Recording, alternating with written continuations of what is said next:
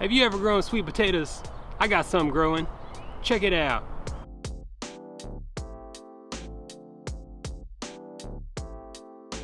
Welcome back to New Garden Road, where I share my love of gardening with you in a way that I hope will inform, inspire, and elevate you.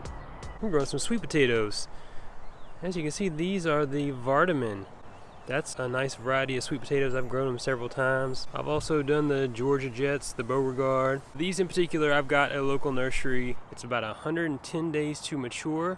That means about 110 days from the time that I get these planted in the bed, I could expect to harvest. You want to give them some time to cure. You want to hold off on the water, and then you want to dig them up and leave the dirt on them after they've had some time to dry in the soil. I like this one in particular. It's got a little purple foliage, which I just think is kind of cool.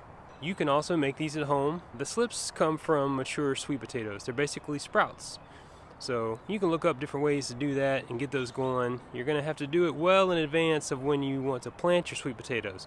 So you need to be thinking about that. I wanted to point out a couple of things about these sweet potato slips. They come wrapped like this, and they've got some peat in here to help with the moisture retention. You can see there's really nice viable roots. I'm going to soak these in a solution of liquid seaweed. That's going to help with the roots, help them get established, help them with some of the shock from me having to kind of pull them apart. It'll also help them loosen up and make them easier to pull apart. So I like to do that first before I even try to separate them. So I'm going to put some liquid seaweed solution that I just prepared into this mason jar, and then I'm going to soak the sweet potato slips in there for 5 or 10 minutes. Just give them a little bit of time, give them some good exposure before I plant them. In my experience, they can look really rough going into the bed, and if you get them started, you want to make sure they're watered for the first couple weeks until those leaves kind of perk up and they start kicking out some new leaves. You'll be rolling, you'll be all set. Don't let that throw you off if they look kind of funky. And if they've got 3 or 4 good leaves on them, they're in good shape. Something like this guy, it doesn't really have any foliage. It doesn't really have any roots. That's not going to grow. Some of these may be kind of in between. This guy has got a little bit of foliage. It's got some life in it. It's also got some roots there.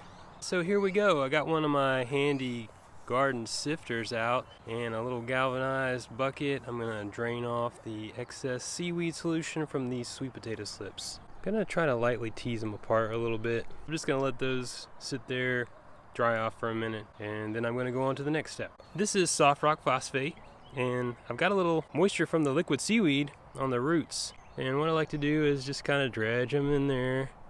I want to get the soft rock phosphate to make contact with the roots. It sticks on there. Tap it off, set it aside, go on to the next one. Phosphate is responsible for rooting. Gonna help these guys get off to a good start. When I use it in the garden, I always feel like what I see in the first couple days is they just kind of perk up. All right, got my sweet potato slips here ready for planting. Real excited. I want to point out one of my favorite tools here, the Hori Hori knife. I like to use this particularly for the sweet potato slips, because I'll put that in the soil, open it up a little bit, put in my sweet potato slip, voila. Also like to use gloves, protect your digits. Just do it, y'all. Homemade spacing grid. Real efficient way to move through the planting with ease. I like to do it ahead of time, mark where I'm going to plant the slips, and just go through it with ease. So then I don't have to worry about the spacing because I've already got it set. I'm going to plant these pretty deep. You want to have 2 to 3 leaves coming out of the ground, so you could plant it that deep if you wanted to. That's what I'm going to go for. But it's going to be based on the individual slip and how it's growing so far and what it needs. The most sweet potatoes in the production are going to occur right around that set. So try to remember where you planted them, so when you go in there and investigate and feel things out, you'll know where to go. Here's my good old sweet potato slips. These little babies, one last time before they go in there and start growing. Ready to roll, y'all. Sweet potatoes are a great crop to grow in a raised garden bed. I always like to mention that the sweet potato leaves are edible. They've got a really fine grassy flavor, like a lot of the warm season greens that I grow. They do run, and I like that aspect of the vegetable because it gives this kind of wild look to the garden. The raised bed garden frame disappears, and you kind of have to watch where you're walking. You don't want to step on the vines. It's just an adventure every day, and as they grow and get further out, you know, it just becomes more of a takeover, and I really love for the vegetables to take over the garden. They'll run 10, 12 feet or more. They will try to root themselves, and then they can start to grow small little sweet potatoes in that soil. It will take some of the energy away from the main crop that you're trying to grow. So perfectly reasonable if you want to keep that trimmed up and cleaned up while they're growing. All right, that's it, y'all. I got my sweet potatoes planted, and it didn't even rain on me. I was thinking it was going to happen like that the whole time, but I still had to water them in the end. That's real important. You want to try not to get the leaves overly wet when you do so.